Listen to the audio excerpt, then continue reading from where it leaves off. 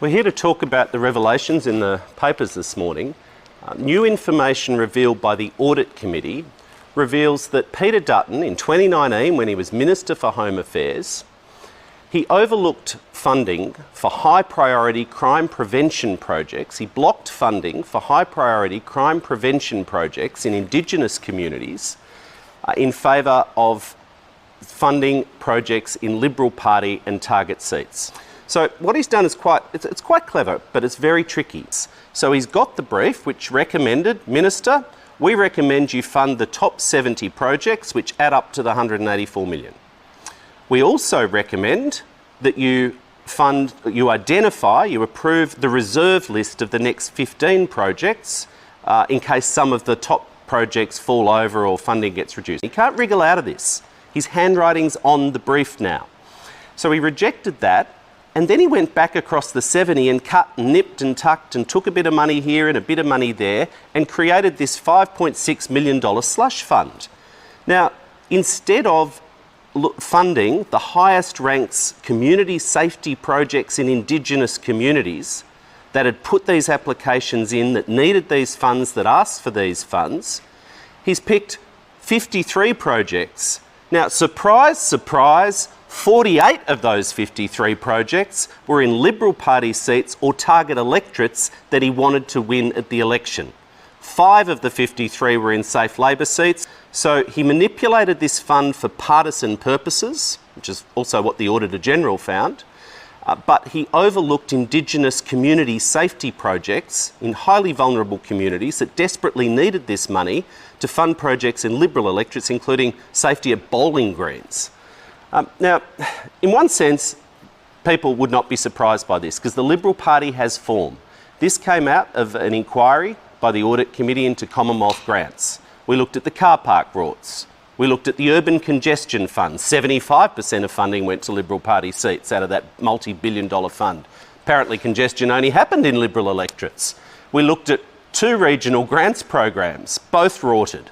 But surely, even for the Liberal Party and Peter Dutton, this is a new low. He chose to ignore the pleas, the applications from Indigenous communities, and chose instead to divert that money for Liberal Party purposes. This guy, as Marion knows better than anyone, is happy to get on the plane and turn up at an Indigenous community and be photographed, talk to the cameras, talk up crime, opine about how important it is that government does something about it. But when push comes to shove, when he had the chance, it's not what he did. He pushed the funding elsewhere. I'll hand over to Marion, who's a member for Lingiari, who represents many of these vulnerable communities. Thank you, Julian. I think what this shows is a normal pattern of the Leader of the Opposition, all show and no action.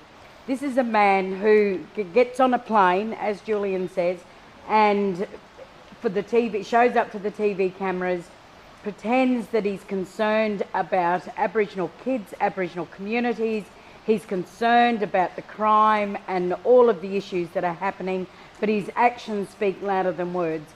This is a man who did nothing. He was in a government for 9 years as a senior minister that did nothing.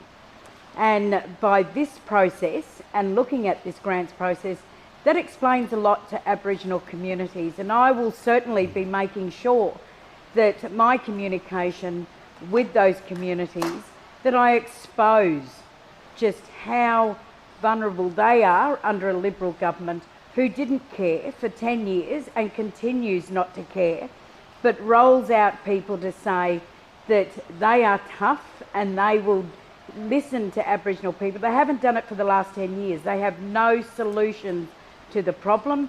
All they do is talk about the problem, but they never talk about what are they going to do.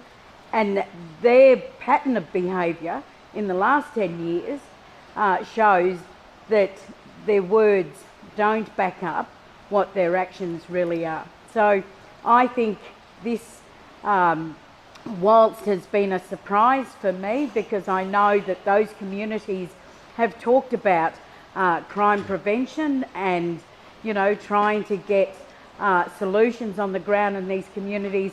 Obviously, they're up against it because, well, they were up against it Our government, in less than 12 months, has put substantial investment into particularly Central Australia, 250 million to look at how do we work with communities, addressing crime, working with the Alice Springs Town Council to look at crime prevention. So there's a number of things that we've funded already and committed to. This has been an open, transparent process for Labor. We can't say the same for the Liberals.